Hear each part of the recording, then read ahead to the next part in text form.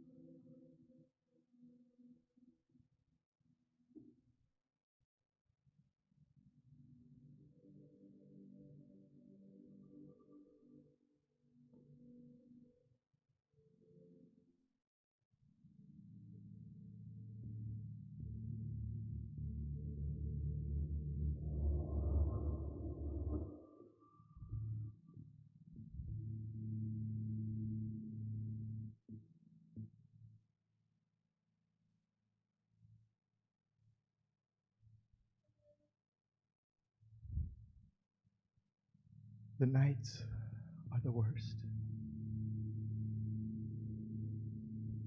They come and find you. They haunt you.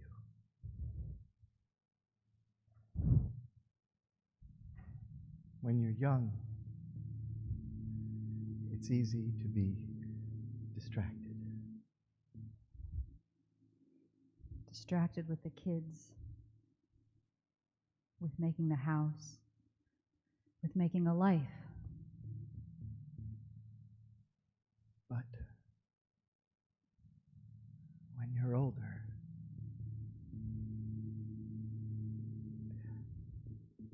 everything goes quiet. It's so quiet.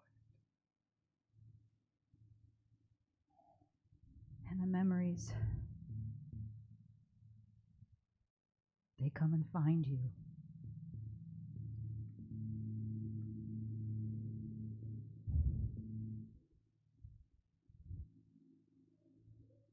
The nights are the worst.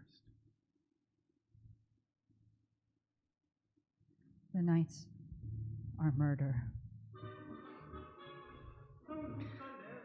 It was the summer of 1939, and life was good. I was 19 years old. I was young, fit, and had tons of friends. There was always something to do. I was 25 years old, and I had my whole family living within 2 blocks. My aunts, my uncles, my cousins, my brothers, my sister, grandparents, everyone. We lived in a 5-story apartment building, and all the neighbors knew each other. We were all friends. And everybody knew me and my 5 siblings and my brand new baby sister. We didn't have We were luxury. happy. We didn't have luxury, but we didn't know any different, so we didn't want any different. We had clothes, we had food, and we had lots of friends, so what else do you need? It was a teenager's dream. Just a million kids running around all the time, getting into trouble. We were happy. It was a good life. I had my 4 brothers, my 2 sisters, and my group of friends. We were happy. We were happy. And there was always a dance. Oh, I had my group of girlfriends, and we were always dancing and playing and singing. And there was always a group of nice ladies to meet. It really was a nice life. It was a nice little life. And when we wanted culture, we went to the theater. We hopped on the streetcar and headed into town. And if we wanted to go see a show, we did. We rode the streetcar, laughing and singing the whole way there. And then we would see the most fabulous shows. Singers, the most beautiful singers. My favorite part was after the show, when we'd head to the park, and everyone would crowd around me, and I would imitate the famous singers that we had just seen.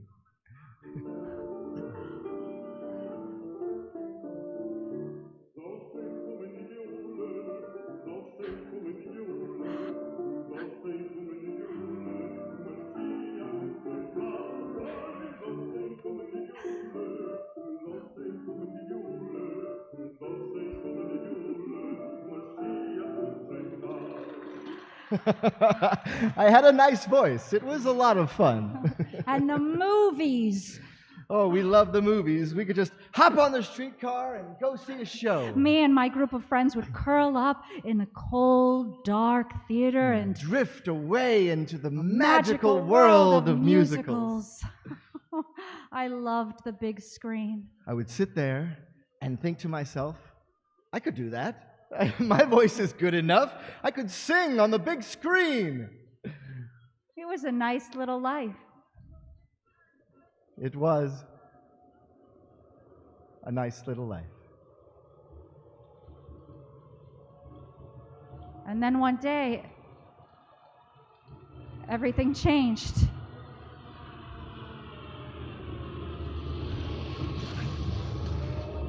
And before we knew it, the invasion had begun.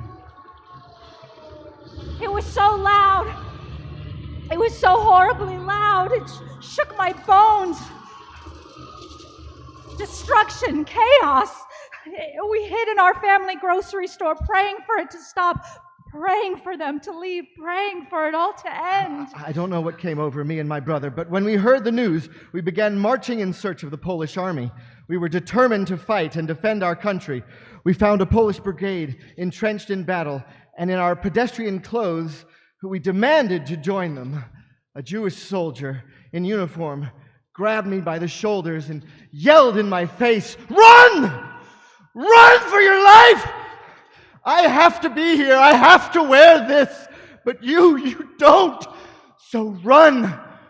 Run!" On our knees, huddled in our family store, our worst fears came true.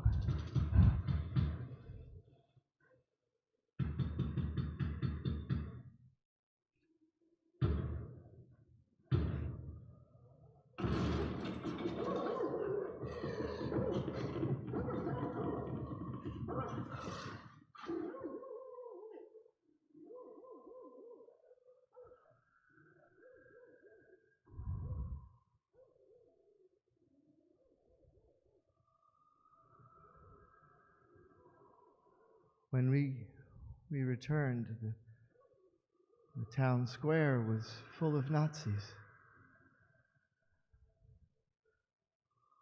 I was struck by how clean and pressed they were.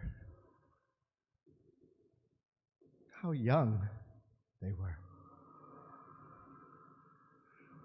They were all so baby-faced.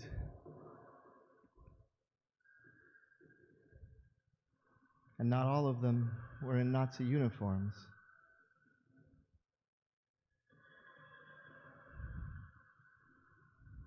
Some were my neighbors.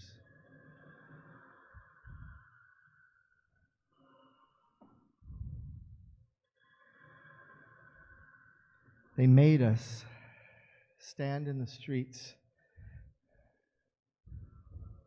and stare up at 6 of my friends hanging from their necks.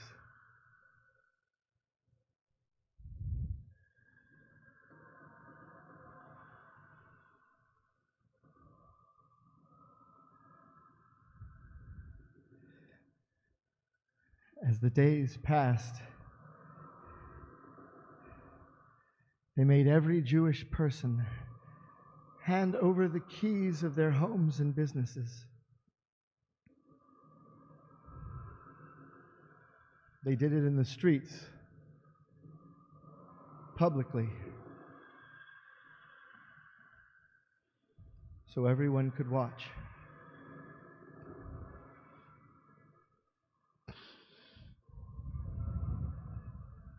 One by one, they made every Jewish person hand over the keys of their homes and businesses.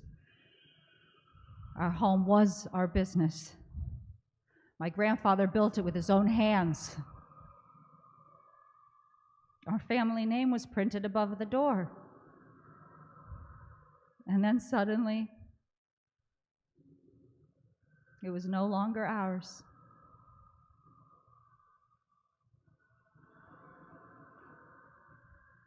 Four generations gone. The cruelty intensified with each passing day. As time passed, violence became the norm. A favorite punishment for being Jewish was to not just cut off men's beards, but to cut off their cheeks too.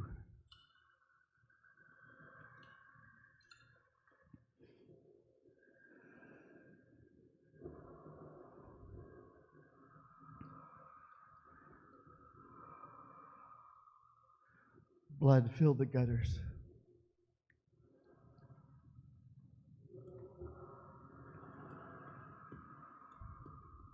We watched in disbelief as every synagogue was burned to the ground. Thousands of us stood in the streets and watched in silence. Night after night, Synagogue after synagogue.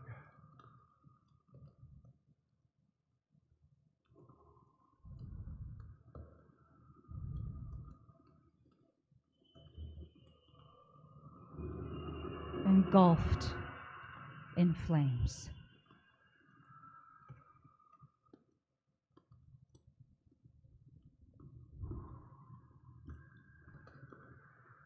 To add insult to injury, they labeled us.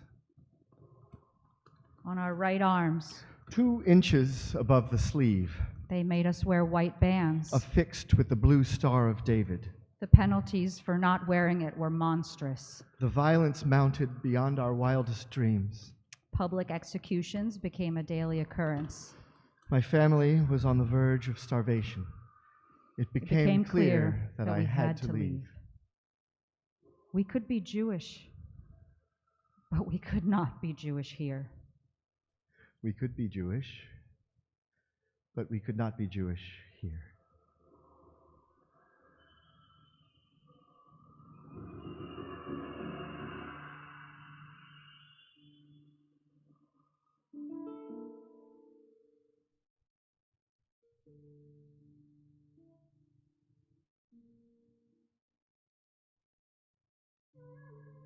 That night, my family had a quiet, painful Shabbat. No one was willing to break the silence. No one would say it, but we all knew this was the end. In the darkness of night, my family snuck into the yard, and we buried our family candlesticks and our Kiddush cup by the well. We dug with our fingers in the cold dirt in silence. As my father placed our family heirlooms into the bottom of the cold pit, his eyes welled up with tears. That was the only time I ever saw my father cry.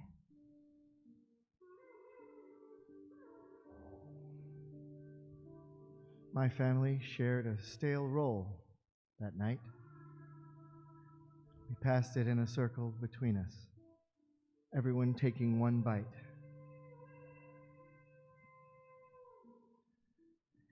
As I put the hard roll to my mouth and bit down, I caught eyes with my brother, Abe. He held my gaze and then looked at our baby sister, who was just 6 months old. He then stared back at me. His gaze was unbearable, and though Abe had said absolutely nothing,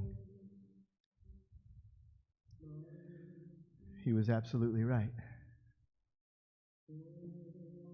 It was settled. Abe and I would give our family 2 less mouths to feed. In the morning, my younger brother and I would make a run for the new border with Russia in the east. In the morning, we would make a run for the new border with Russia in the east. I begged my parents to join us, but they refused. My mother said, "We're old. What do they want from us?" We were young and could handle ourselves, but we knew our parents would try to stop us, so Abe and I told no one.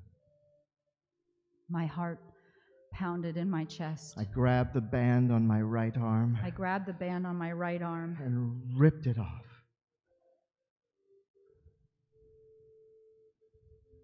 I stared at it in my hand. then dropped it to the ground. We could be Jewish, but we could not be Jewish here. We could be Jewish, but we could not be Jewish here.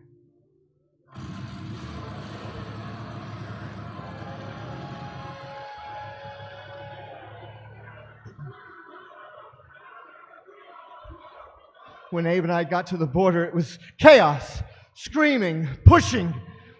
My mother and I made it to the train station, and it was madness. Yelling, shoving, everyone just trying to get out. I thought we would be trampled.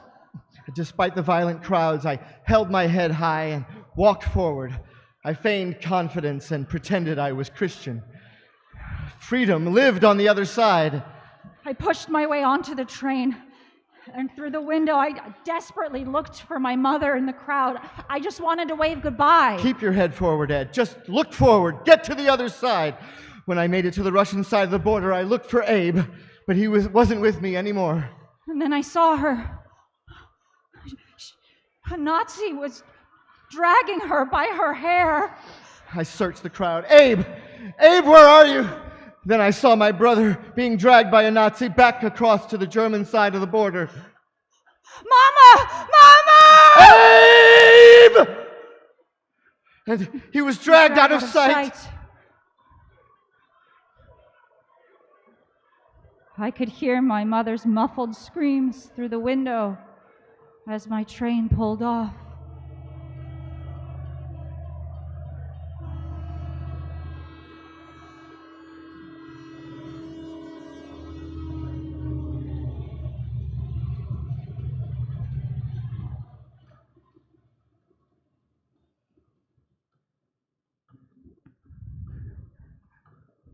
Later that day, I was told by a group of travelers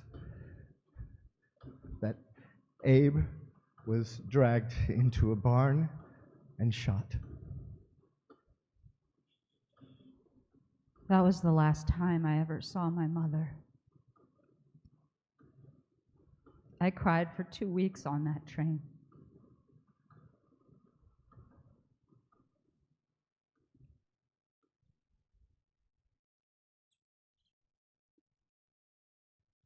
Now alone, I went into hiding in the mountains and prayed it would be safe.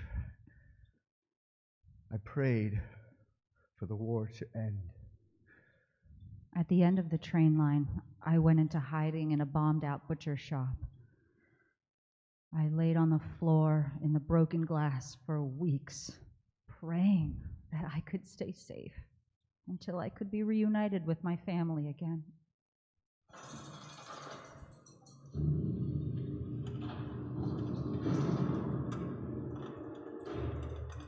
But after 6 weeks in hiding, the Russians found me, threw me in prison, and interrogated me for being a spy. After 7 weeks in hiding, the Russians threw me in prison and interrogated me for being a spy. They made me stand for 20 hours a day, then would beat me half to death, then make me stand for 20 more, and on it went like this for weeks.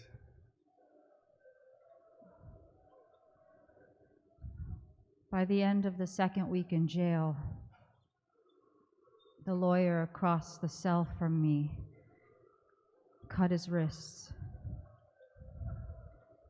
No one knew when the horrors would end, so they ended it themselves. I don't remember my screams, but I do remember the screams of the prisoners beside me.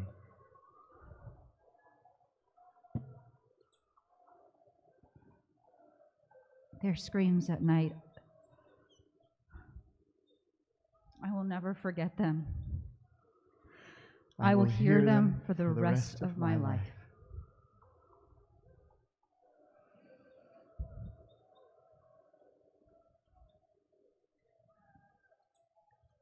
I was eventually processed as a political dissident An enemy of the Soviet state and sentenced to serve an undetermined amount of time.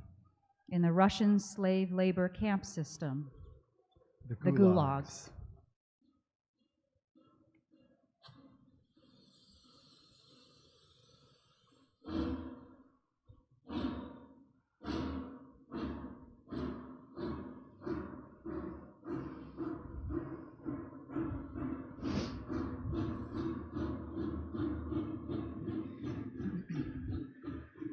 They loaded us into cattle wagon train cars and headed north. No toilets, no windows, no food. As the days passed, the temperature dropped. As people starved, they began to lick the black icicles that formed on the train car walls. A mixture of our frozen breath and the soot belching from the train engine.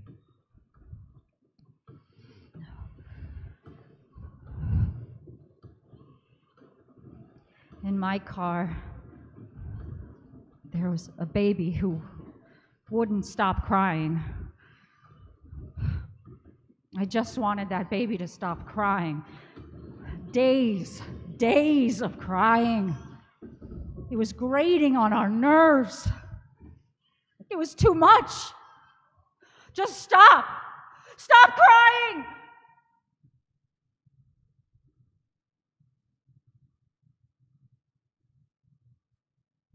And then she did.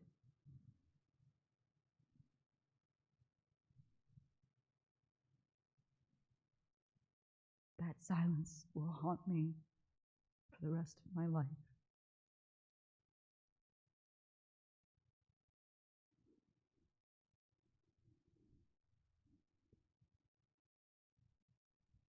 We were packed so tightly in the train car that as people began to inevitably die, they remained standing upright. A dead man leaned against me for a week.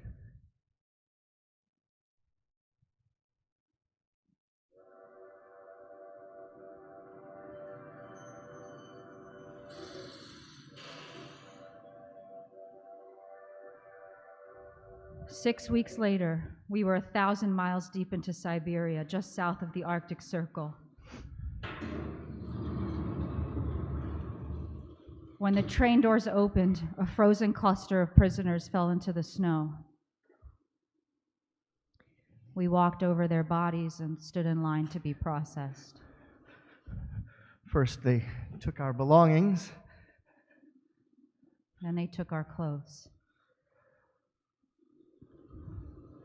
Once we were naked, they shaved our heads. Then our bodies. The wind sliced through my skin like a sword.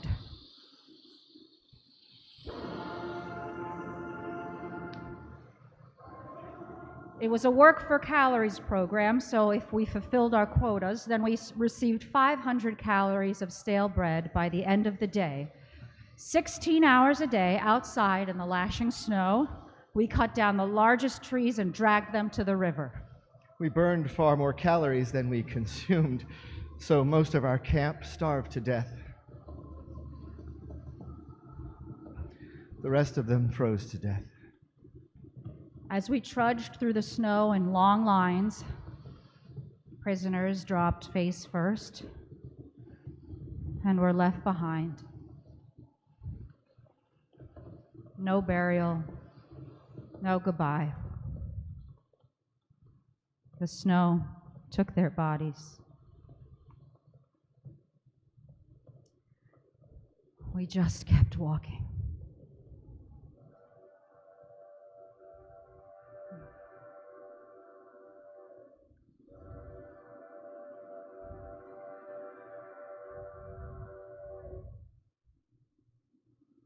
There was always another train. Always more prisoners. Always replacements. Scurvy amongst the inmates was rampant, so half had debilitating diarrhea and the other half had night blindness. But the Gulag does not care. If you do not work, you do not receive food. If the conditions weren't brutal enough, watching someone try to keep up with the punishing workload while blind will scar your soul. The nicest job you could get in the camps was anything that got you inside and out of the cold. So, I was relieved when I was selected to work in the infirmary. To save medical supplies in the hospital, the Gulag chiefs would decide each night who would die. They handed me a needle pointed at a patient.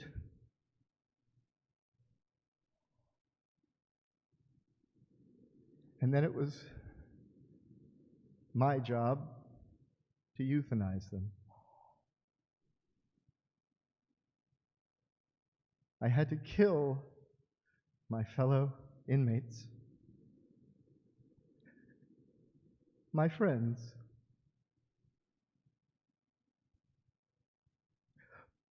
But I was warm, and it felt so good to be warm.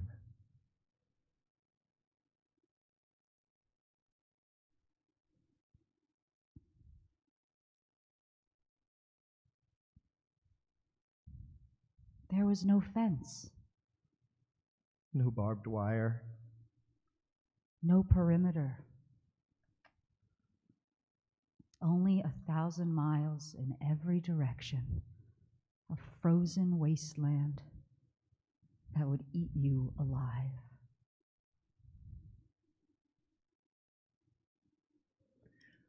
I watched a man lose his mind. He stripped naked and ran into the forest. That's what suicide looks like in Siberia. No one tried to stop him. We all just stood there, emotionless, as we watched him disappear into the blizzard.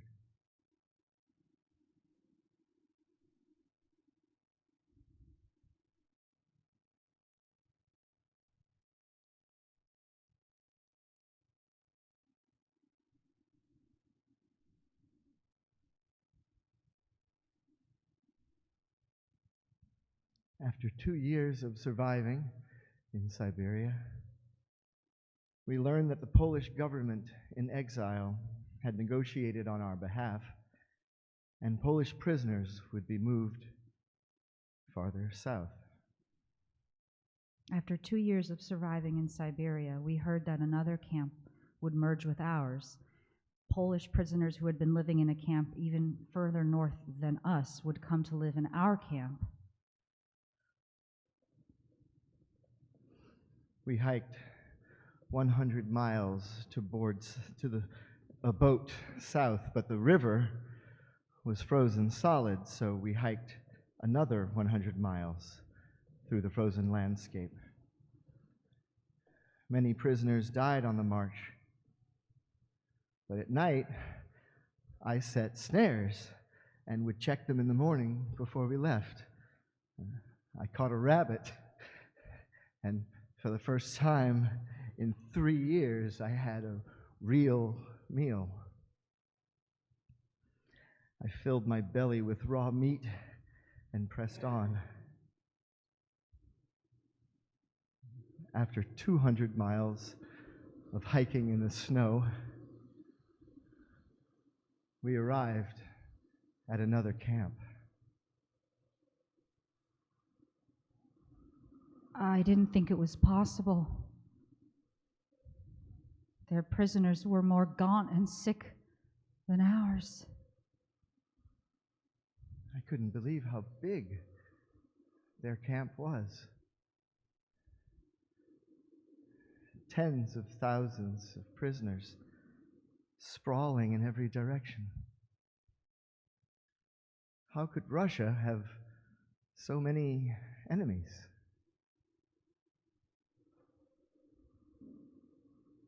But there was one man with a bit of color in his cheeks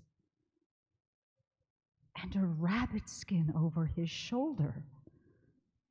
Impossible. Here we all were dying of starvation, and that man had what?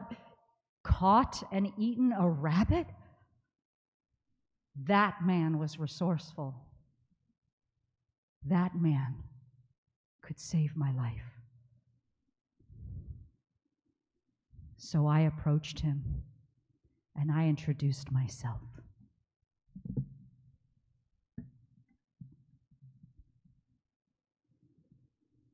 Hello, my name is Helen.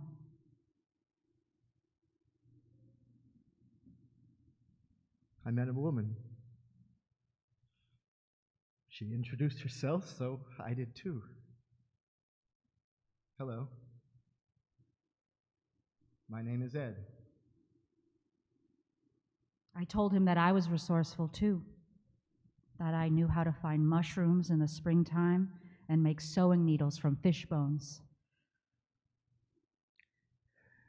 It turned out that we were from the same town and had just lived 3 miles apart from each other. We both had big families. Big friend groups. We went to the same dances. Attended the same movies. And it turns out her mother shopped at my family's store. And for the past 4 years, we had been traveling alongside one another, stuck in the same prisons, on the same trains. and never known. I told him that the Russian government was rounding up single people to fight their newest enemy, Germany, and we should get married as soon as possible so that neither of us would be conscripted. We could get married, combine our skills. It would be a marriage of survival, not one of love. And he agreed. She proposed that we get married and combine our skills. It made sense, so I agreed. We worked with what was available, and we had a real wedding. We made a chuppah from sticks and an old piece of cloth, and he cut a ring from the fabric of his sleeve. I extended my hand, and he placed a burlap ring on my finger.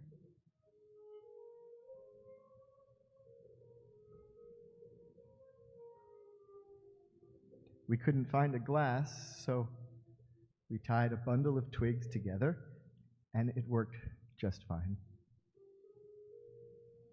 It was joyful, but also filled with deep sadness. I never imagined my parents would not be present on my wedding day. I never imagined my brothers would not be present on my wedding day. To complete the ceremony, he raised his foot high in the air and stomped on the bundle of twigs as hard as he could. No one said Mazel Tov.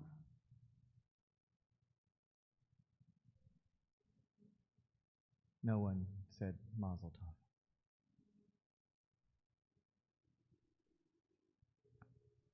Nine months later, against all odds, I gave birth to a baby girl. Due to malnutrition, not a single woman in the camp could have her period.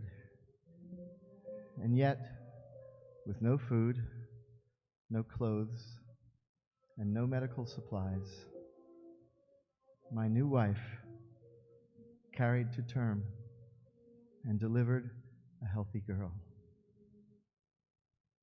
I named my baby Rose, but throughout the camp, she became known as the Miracle Baby.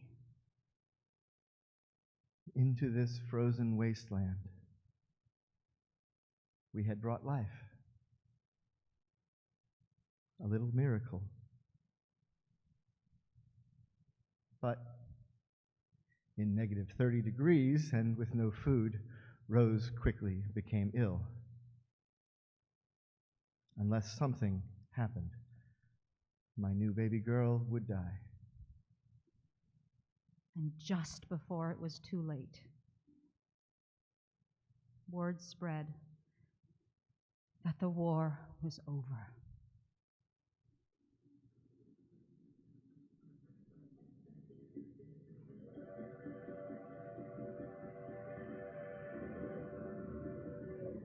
After 5 years and 5,000 miles, we were given permission to go home. 5 years and 5,000 miles later, we boarded a train heading home. For 6 weeks, we sat in a daze on that train, our heads swirling, processing the 5 years of hell we had endured. I was in disbelief that I had not only not died, but instead started a family. Instead of dying, I got married and became a father. Instead of dying, I started a family and brought a child into the world. I was now a mother. Over the rumbling tracks, My sick baby cried in my wife's arms for weeks. Together we stared out of the train window as an endless landscape of carnage and ruin passed by. As far as the eye could see, nothing but charred buildings, burning fields, broken bodies, and rubble.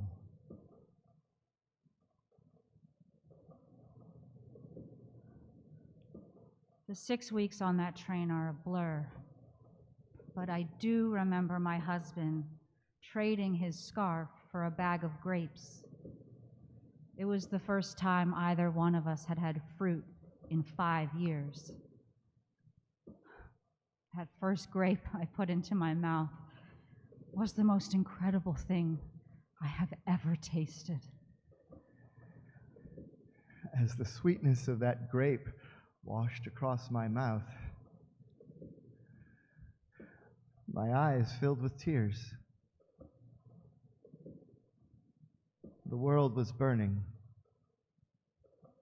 but I was eating grapes.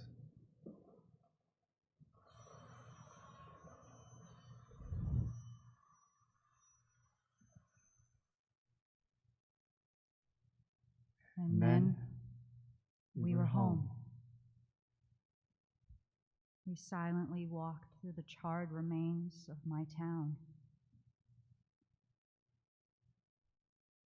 My neighbors' houses marked with the horrors of war.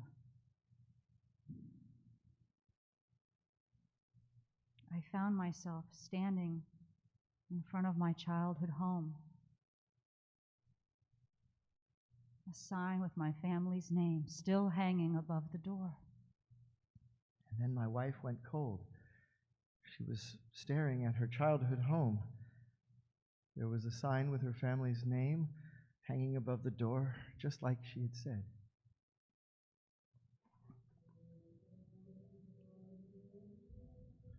With a trembling hand, I knocked on the door, my heart racing, expecting my mother to be right there, keeping her promise that she would be here when I returned, and she would throw her arms around me, her warm, papery hands gently touching my face. But instead,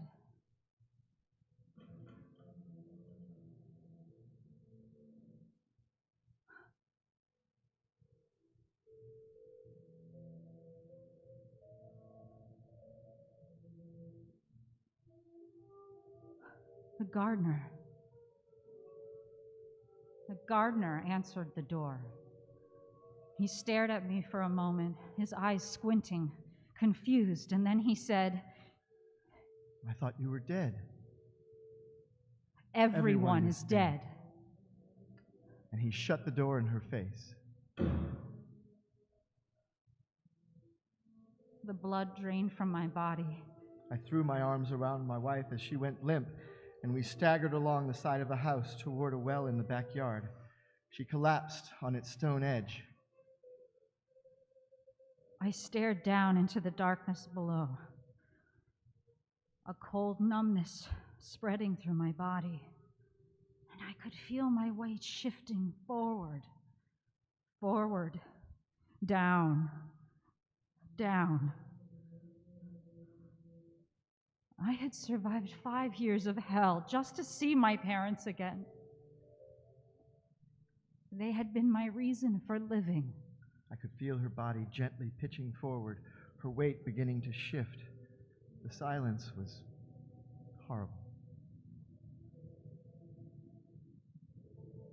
And then baby Rose repositioned herself in my arms and fell back asleep.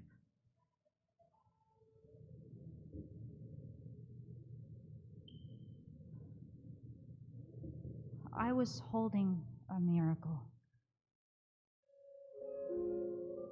Helen's hypnotic gaze broke. I burst into tears, and I held my baby tight. Helen fell to her knees and began to dig in the cold dirt. So I dropped to my knees and joined her. I did not ask any questions. I just dug as fast and furiously as Helen did. And then, with mud to my elbows, a small sparkle could be seen in the dirt. From the earth, I withdrew my family's Kiddush cup and Shabbat candlestick. Heavy, cold memories from a lifetime ago. Helen locked eyes with me and hid them under my coat. We stood up and walked into the night with our dearest and only possessions, our family heirlooms and our baby.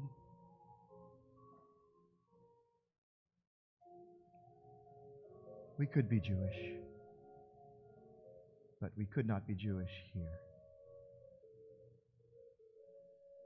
We could be Jewish,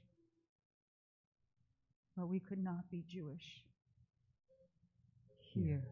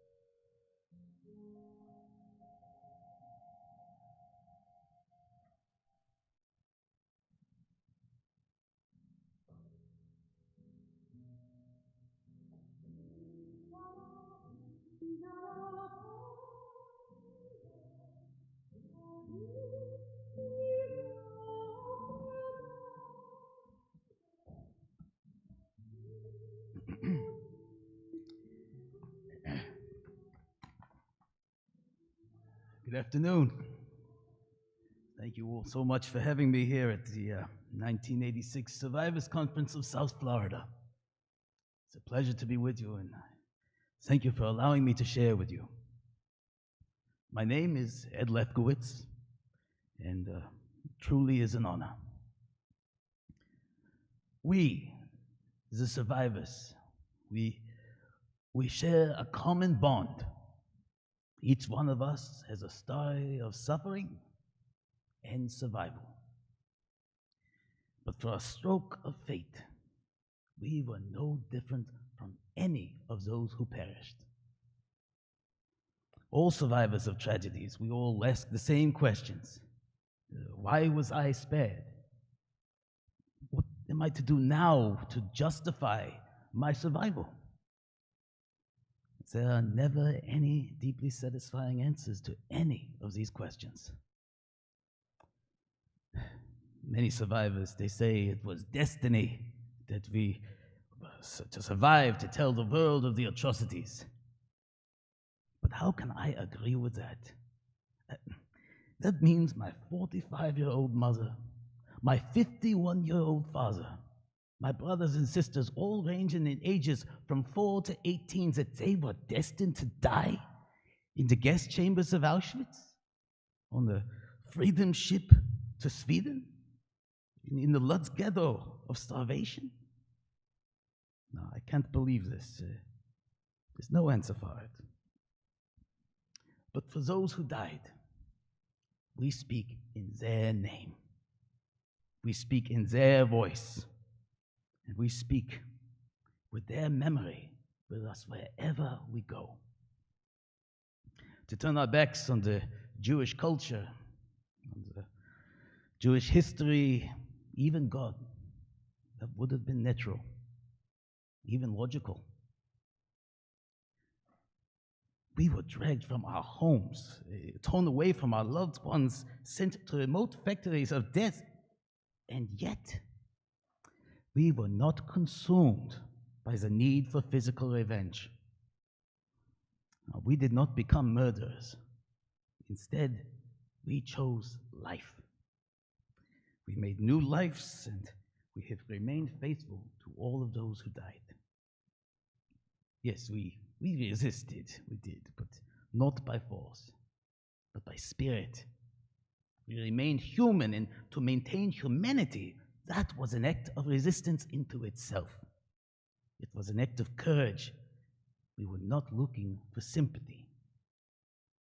Now, our uniqueness as survivors, it's not due to the fact that we suffered. No.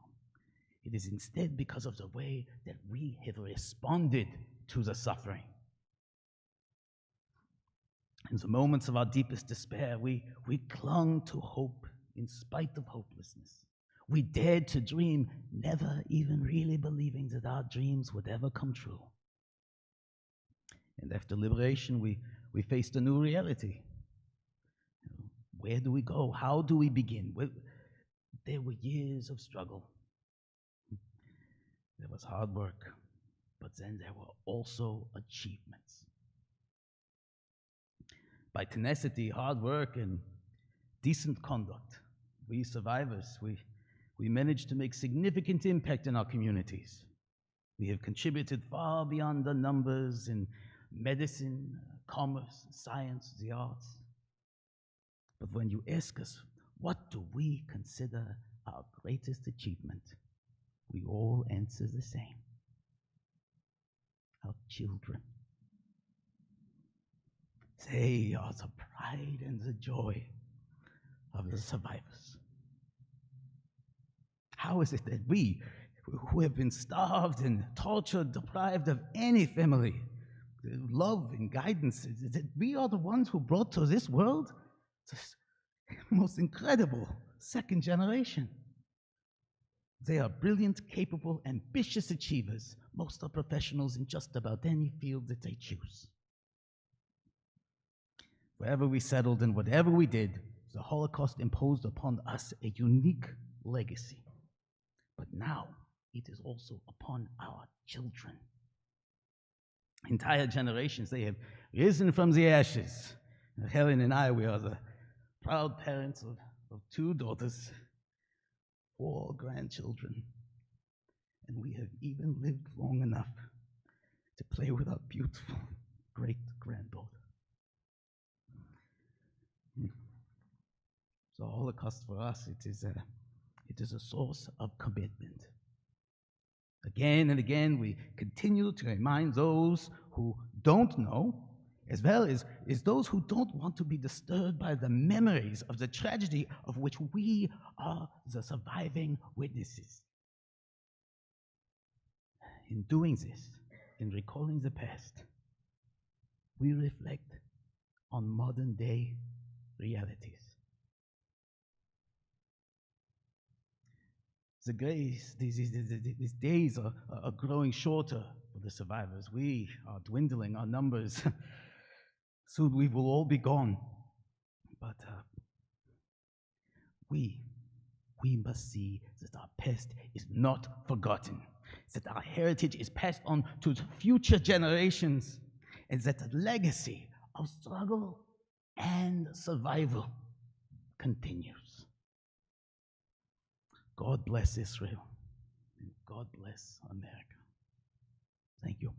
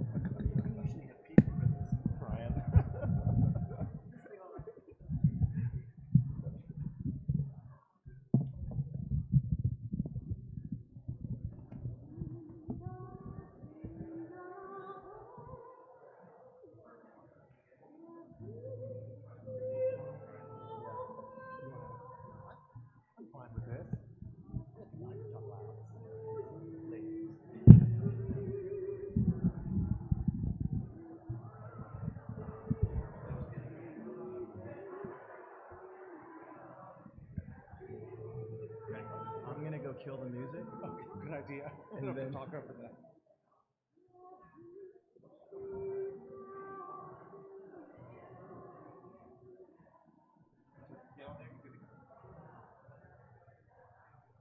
The mystery's always real.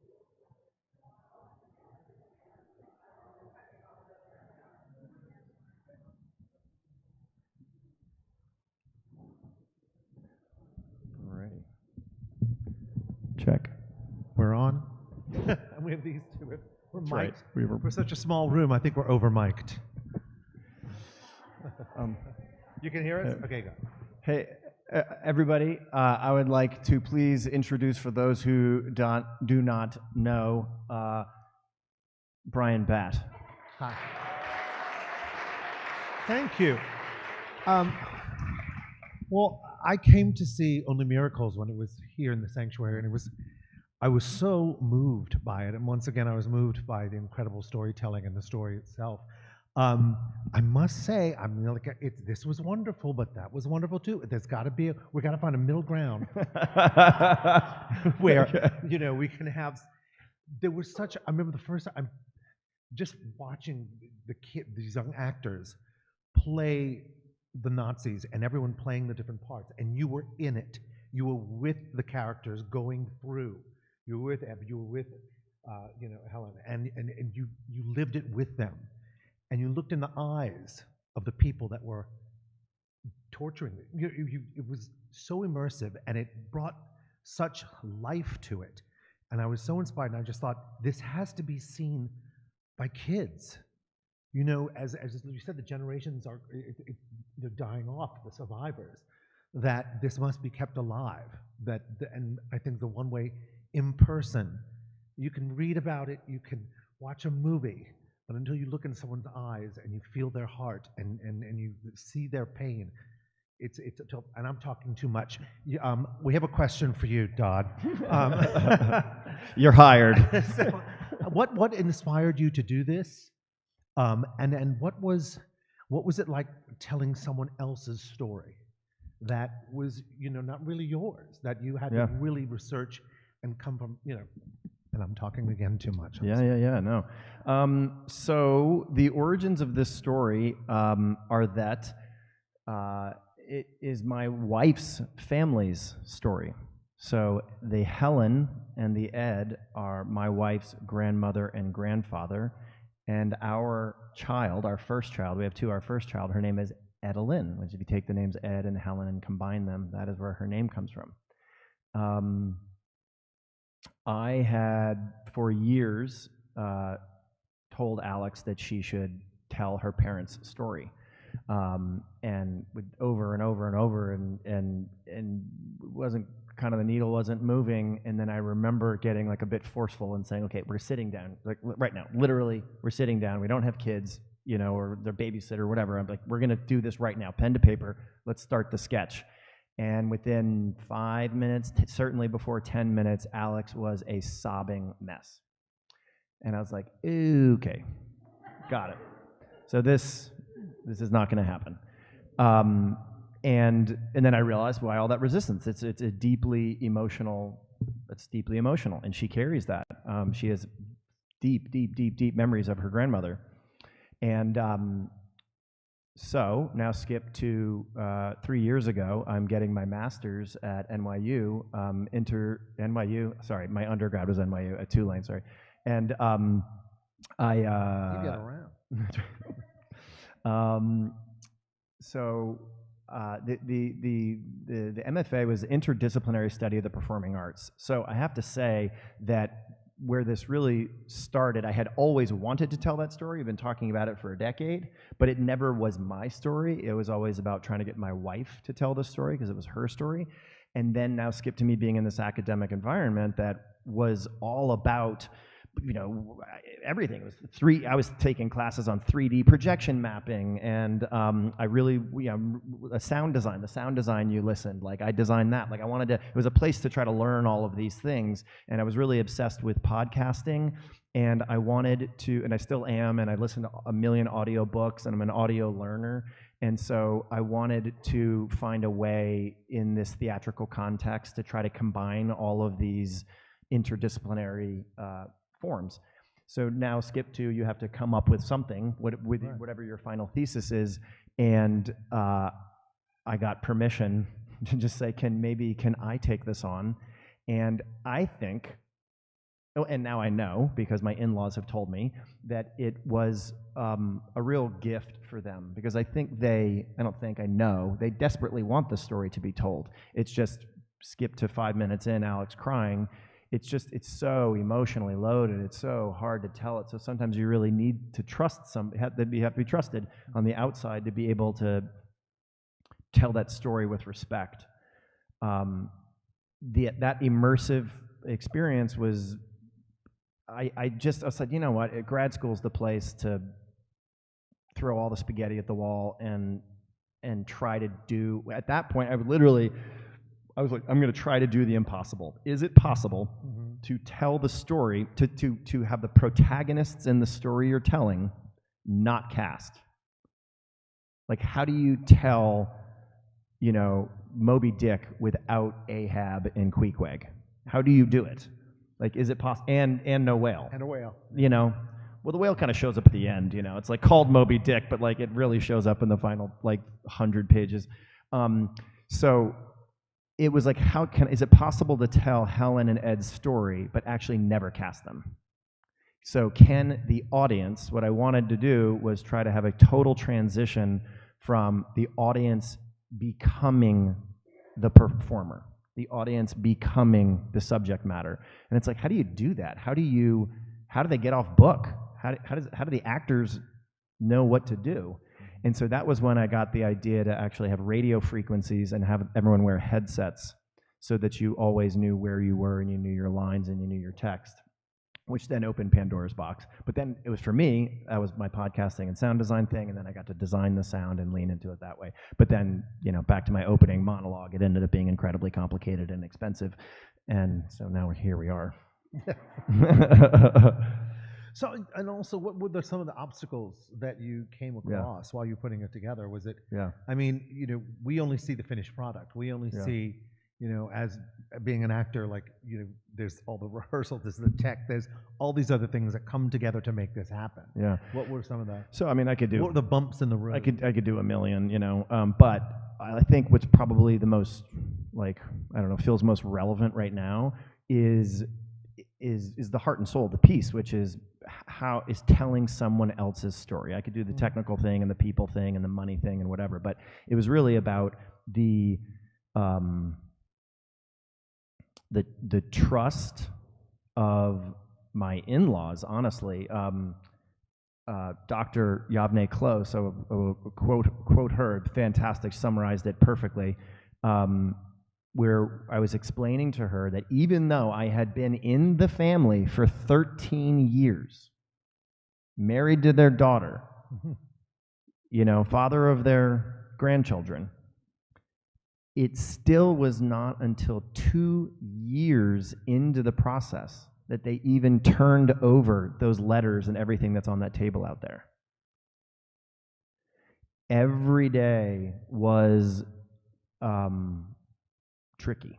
I will be really serious and say that it was very tricky because, it probably maybe even sounds maybe a bit cavalier. Oh, I'm in grad school and I want to try these creative things. Like, well, hold on, man. Hold on. This is precious. Yeah, this is serious. This is people's legacy and their story. And, so for me, I was just like, okay, failure is not an option. It has to be done correctly. It has to be done respectably. And yes, I want to do these really complicated things, which means I have to figure it out. So that was it. And so I had constant conversations with primarily the baby in the story. Her name is Rose Rosenkrantz, and she is now 80 years old. And when you went through that experience, she was waiting in the shushan when you came out, and you got to spend time with the baby. And now Rosie is her whole life has been dedicated to Holocaust education, and now with this, she is so committed and so excited that to have a kind of a larger, more robust vehicle to tell her story. So I have a commitment from her. I mean, imagine right now if I was not sitting here, but Rosie was, and the interview was with her. I think that would be really beautiful, really impactful. So the idea is moving forward that wherever we do this thing, Rosie's there. That's great. Yeah. That's great. You know, it's so important. That's why I think this is so important to be told, this story. And it's just one of a million stories, but it's so personal, and it does have hope, and it does have, you know, I love the ending where you know, it comes back and tells the story. And in this day and age, I hate to say found down, but there's so much history that's trying to be whitewashed and hidden away, and we must tell the stories and tell the truth, because that's the only way we can learn not to let anything like this ever happen again. So what's next with it? Come on. Don't you all want to? Do you want questions? What would you like? No, I mean, I what I'm hoping is that we can continue to tell the story. So tonight we had 103 people RSVP for one performance. In those 33 performances, we had 330 audience members. So in one performance tonight, we already hit 1/3 of our previous audience in one night, in one go, in this little space, right? And now put in Ninette's show, where there was 300, 200, whatever. So we've already surpassed it. In 2 shows, we've already performed to more people. And I'll say this was particularly interesting in this kind of raw space, no real cueing. It's just, here we go, actors. You know, there we got lights off. Yeah, right. There we got to do some spotlights and have a full blackout, and it does feel different. But this is the product of the feedback that I got from those meetings. People saying, can you do it? Can you figure it out? Can we dial down the cost? Can we dial down the resources? Can we increase its reach? Mm-hmm. And this is where we are. So I really hope that we can do this everywhere. It's so tolerable. It's so manageable. It should be mandatory at every school. Yeah, I mean, think about it. This could be in a gymnasium. It could be in a theater. It could be in a classroom for 25 kids. It could be at the canteen at the World War II Museum. I mean, it could be anywhere. It could be in a church too. It could be in a church. Yes, I would love that. My first time I went to Rain Methodist, I went, and it's a funny story. Well, I won't bore you with. I'll tell you the ending. Is it was after Katrina, and someone invited me to go because I'd heard this minister speak, and she was amazing. And we ended up. It was in the rec room because the sanctuary had been destroyed, and it was Holocaust Remembrance Day. And she had this Touro Synagogue choir with their choir together. Oh, and fabulous. I think I need to come back. I love that. That's fabulous. But so any questions? Does anybody have any questions? Don't be shy. Not all at once, please. There. Mm.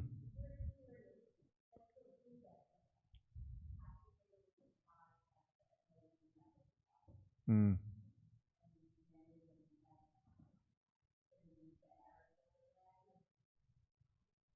Mm.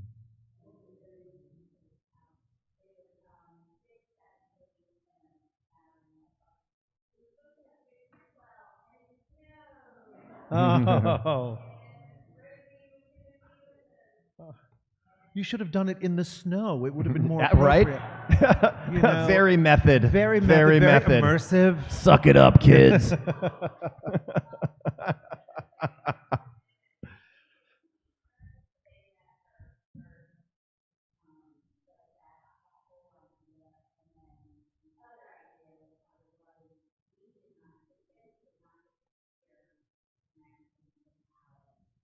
Right.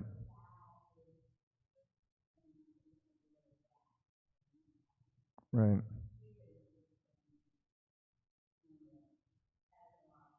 Right. I think. Oh yes. Oh, you were raising your hand? Yes, go ahead.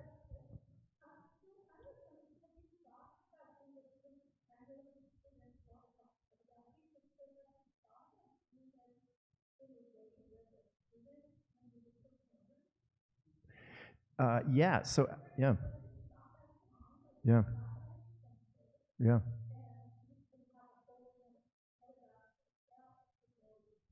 Yeah, yeah, I think that would be fabulous. So that was one of the, but that was, the answer is yes, but that idea was actually around the original immersive component.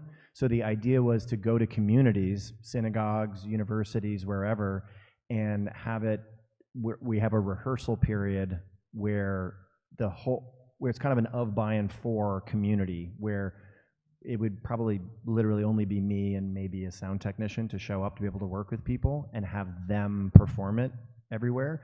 But I had not thought about it for this one. So this one's obviously easier. Yeah, but that's, yeah, I love it. Yeah, let's chat. Yeah, 100%. Yes. Oh, sorry. Yes, ma'am.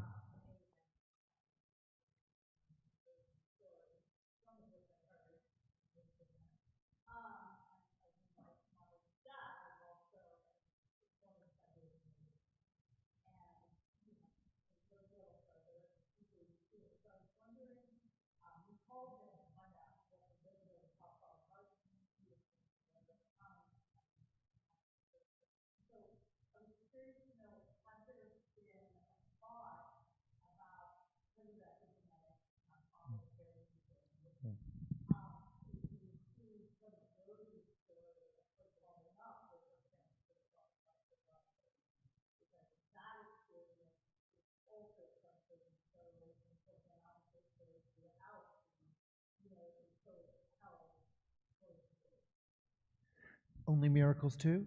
Right. The sequel? Yeah, why not? There are still miracles. Um, so yeah, one of the biggest challenges. Okay, so the irony. I don't know if it's ironic, but maybe it's just the way my brain works. The very last thing that I did, not the casting, not the fundraising, not the grant writing, not the costumes, not hand making all the props and sewing, not publicizing it, not building a huge coalition and visiting every Jewish community, blah, blah, blah. The very last thing I did was write the script. Like days before we opened. And how is that possible? Because I'm a procrastinator, I don't know. But what I'm getting at is that the story is so epic. It was a matter of which portion of this thing do you tell? It's so huge. And yes, we could tell that story. And this moment of grabbing the luggage and walking out, the truth is that at that moment, they're still in Europe for years. Like they then have to go to Germany, they go to Bachnang where they live in a displaced persons camp, and then they can't, right, they have that in common. And then they have to get to Bremerhaven to catch one of the very last boats, to catch the U.S. General Flasher to go across. And then now, okay, he's unbelievably, that brother who was dragged into the barn is alive and is in the Bronx, and he's reunited with his brothers. And then, okay, now, everything in America. No, it's horrible. They're broke, they're ridiculed, they don't speak the language. They speak 5 languages, but English isn't one of them. It goes on and on and on and on. And then, I remember early days communicating back with Rosie, and I realized that there needed to be a digital component, and I needed photographs, and I needed the history. And she was like, okay, well, make sure, I was getting permission. And she said, okay, well, here, this is the whole album on Florida. Because after all these years of living in the Bronx, they then all moved down to Florida. So that monologue that you heard here at the very end, 1986, that's an actual monologue. Those are the actual words that Ed Lefkowitz read. Those are those pages that are out there with his handwriting in 1986. So here's Rosie saying, okay, well, here's all the photographs and that. And I said, Rosie, I'm not doing Florida. She's like, excuse me? You have to do Florida. It's part of the story. I was like, Rosie, so anyway, I'm just bringing this up as an example that there's so many parts of the story to tell. There's all the stuff before the war. The truth, so, Ed was actually very political. And Helen's brother, Shoptai, was very well educated. They used their money to give him this beautiful education, and the persecution was obviously not just Jewish people. It was, German blacks, it was homosexuals, it was the Roma, it was any sort of political dissident, and it was the incredibly well educated. And so they came straight for his brother. So the first part of the drama, honestly, if you read all the transcripts and the interviews, everyone was worried about Shabtai. And there's a whole thing with him hiding, and they have to move him around to different couches, and they're stuffing him under and all this stuff. Anyway, point being, there's so much. But so so this was where I kind of wound up to try to have one kind of tight arc. Yeah. Anyone else? Yes.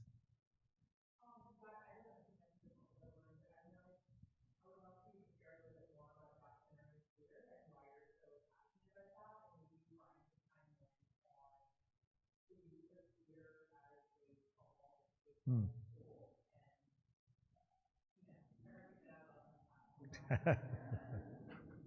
Let's go, theater nerds unite. Come on. Emily, I'm going to pay you later. Yes.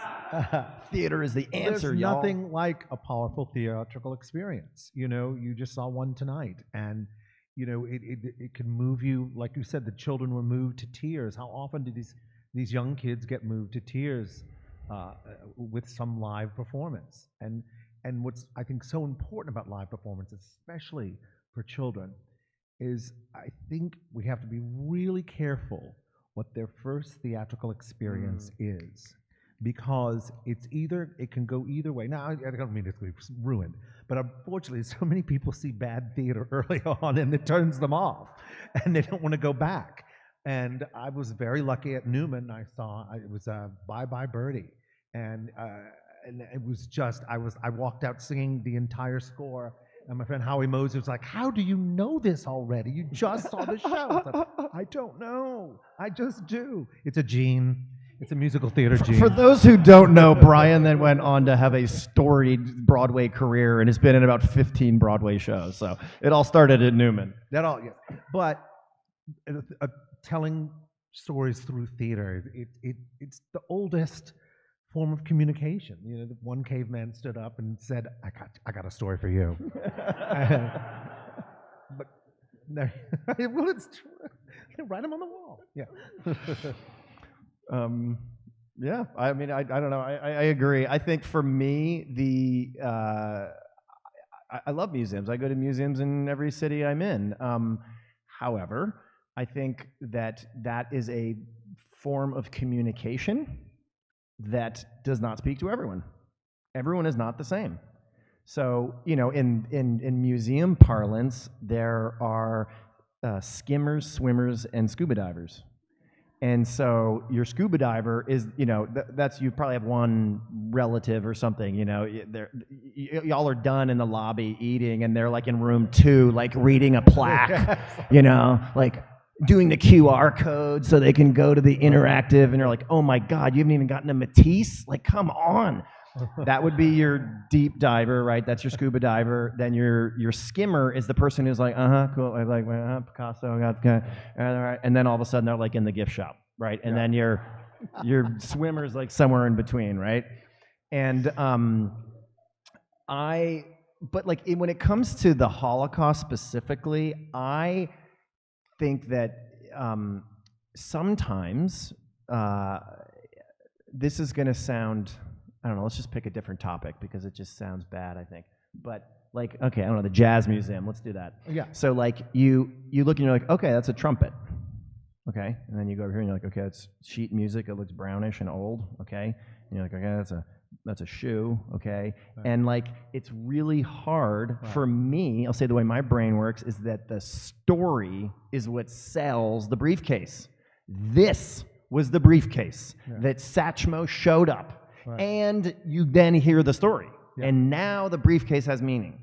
Right. But so then I think museums do their best to try to help. That's why they're all moving towards immersive. Everyone wants a hologram experience. They don't exist. Don't believe the hype.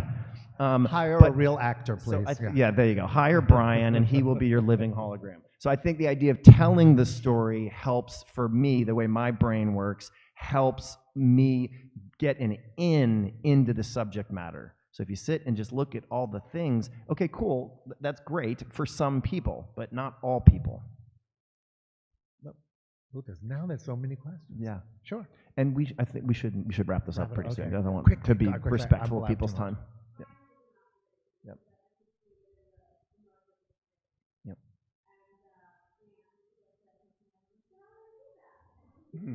Yeah.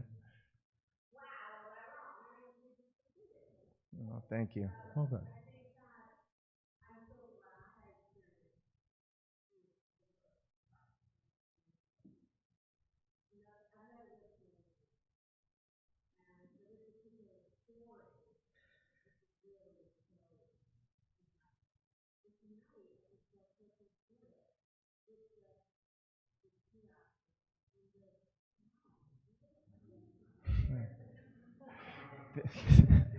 It's the power of great storytelling and the theater.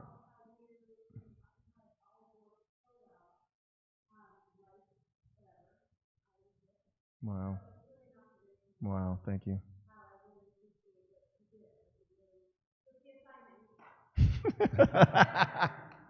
Thank you so much. Thank One you. more in the back? Right there. Yes. Yeah. Yeah. Joe.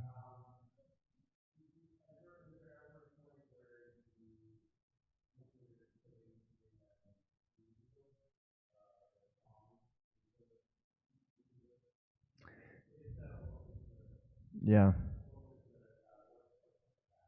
Yeah, no, the answer is absolutely.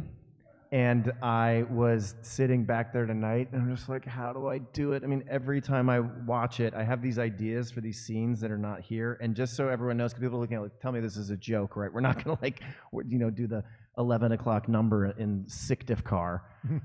But yeah. It's at the wedding. It's the wedding. But song. nobody said Mazel Tov. So the answer is yes. And so just to put this in perspective, the reason why the answer is yes is because Ed had a beautiful voice. At the beginnings, this one, that's his actual voice. You are listening to Ed actually sing. Oh, wow. Yeah, so remember I was saying 2 years in, I was given these artifacts. It was the first time they were like, okay, fine. There is a suitcase that we haven't opened in 50 years in the attic.